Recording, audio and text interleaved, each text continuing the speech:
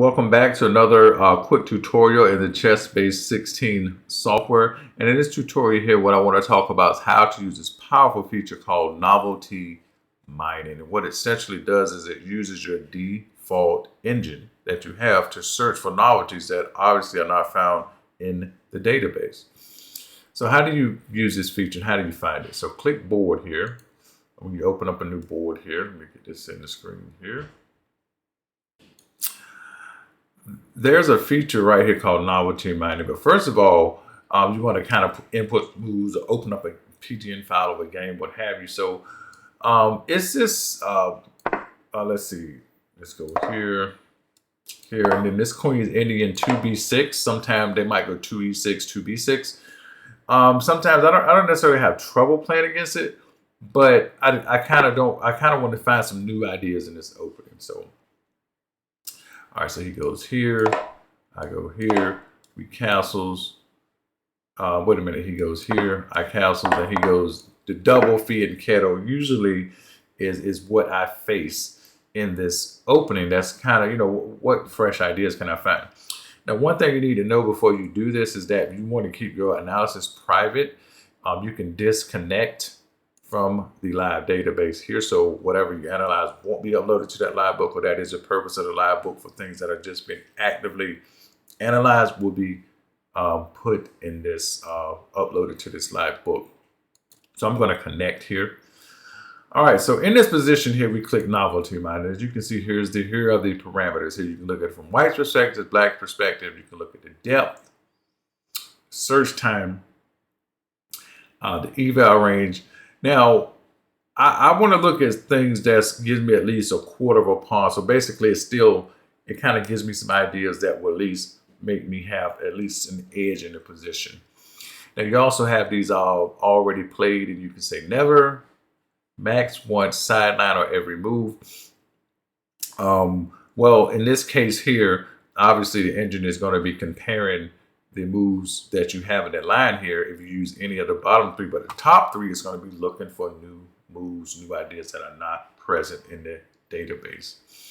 So with that said, what I'm going to do is I'm going to go ahead and depth of 10, 60 seconds might be, again, it takes quite a while, but what I'll do is I'm going to start the engine. I'm going to start a novelty, and I'm just going to see how long this takes. Maybe I'll go a depth of, let's just turn it down a little bit. Maybe I'll go a depth of 6 at maybe 40 seconds. Let's see how long this takes here. So, all right, now we hit OK. And what happens is that the engine is now running in the background. And what it's going to do is that it's going to start mining for novelties, particularly obviously in white's favor, because we're looking at this from the white side. And I believe that, you know, depending on how you set this could take a long time. Sometimes this could take a few minutes. Sometimes it could take an hour. Sometimes, depending on how you set it, could take, you know, more than a day. It just really depends. You always have the option to stop it if you feel like you need to stop it, just by going up here to stop process and click stop a running process, this button here, and it will stop the process. But what's going to happen here is, as we'll start to see in a minute, is that it will begin building a tree based on the parameters that we set. In our case, we set the depth of 6 at 40 seconds. And we will begin to see a tree being built. And the cool thing about this feature is that it goes hand in hand with the replay training feature. We'll just take a very quick look at that at the end of the video. I've already looked at the replay feature in other videos, but I'll show you how you go novelty mining. You find these moves, you find this you have this new search tree, and then therefore you can begin training immediately on it, and right all here inside of the Chessbase 16 software without even having to leave the software, do anything else. So as we see, it made a couple of moves. What is it doing? It appears that it's making some moves that, again, there's no real novelty, say at move 6, c4, and castles for black, because again, that's probably the optimal moves, and these moves are probably in the database. Not probably are in the database, but again, we'll start to see here in a second where it will begin to build a tree and display novelties.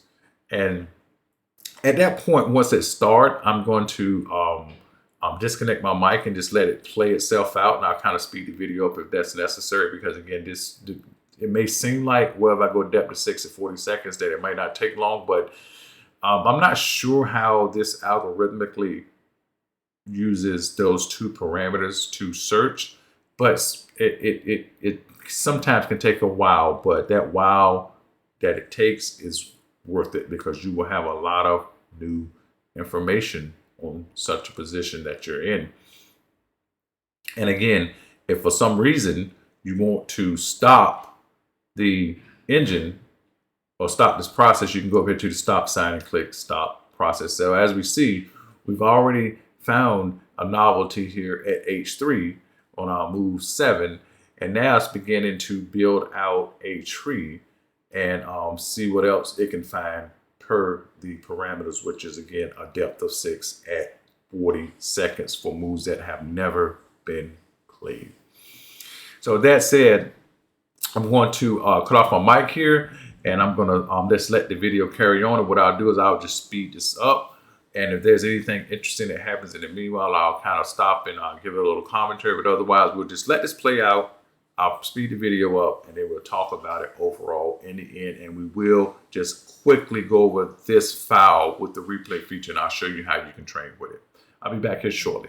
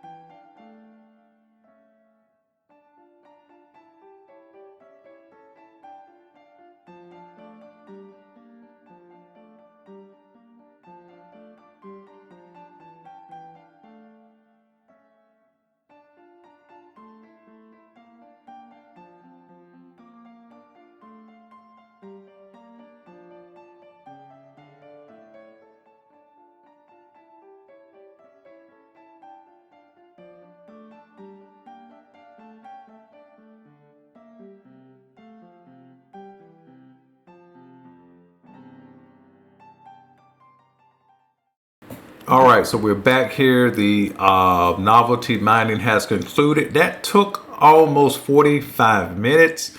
You didn't obviously sit through the whole 45 minutes because I cut out some of the video and or speeded up some of the video. So as it stands, what we've done is that we have checked 61 lines, found 28 novelties, and you can actually copy this right here and paste it to a file if you want. We can minimize it, and it's just sitting right here down in the corner of your screen. It popped out of my screen here, but anyway, here's the file. Pretty amazing. This tree right here we have is awesome. I mean, we just completed this and found 28 different novelties and some lines to give you some new ideas. Now, where this comes into play with replay training is that, first of all, I say this file might be overwhelming for most people, even a professional. So you may want to go in here and just quickly scroll through the lines and figure out which ones you like the best, and just start out and just grab a couple of those, put them into a new file, and open them up in replay training. But be it as it may, we're going to go over to replay training. I'll show you how to use this file here. So we click replay training, and we go to, let's go all the way back to the beginning of the game. We're going to play as white. We're going to get no hints. We're going to do repertoire training. It says the loaded game contains 207 moves. Correct. That is correct. So, all right, replay training. All right. So far, everything, because this is the standard line here. Castles.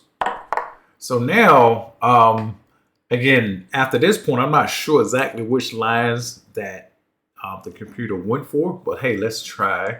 Let's go for our standard line, which is C4, to see how that goes. Okay, so that produced a move. All right, so now we're going to go knight to B3, knight to C3. I want to say, where's the novelty coming in at? Because I feel like here there was a novelty. I want to say it was maybe H4. Let's see. Okay, you played H4. This move has not been played yet. Please try again. So it didn't take that many points away. 21 out of 23. Let's try bishop to, because I know I saw this moving there somewhere. Bishop C1 to E3. So that means that's the end of the line. That's the repertoire line. And then from here, how this works is that although this is the end of this line, now what you do is you study this position here. And then you go into, you can even take this position here back to the novelty mining and see what you can find here in this position as well. Because for example, I'll just give you a quick example. Let's just go back to notation here.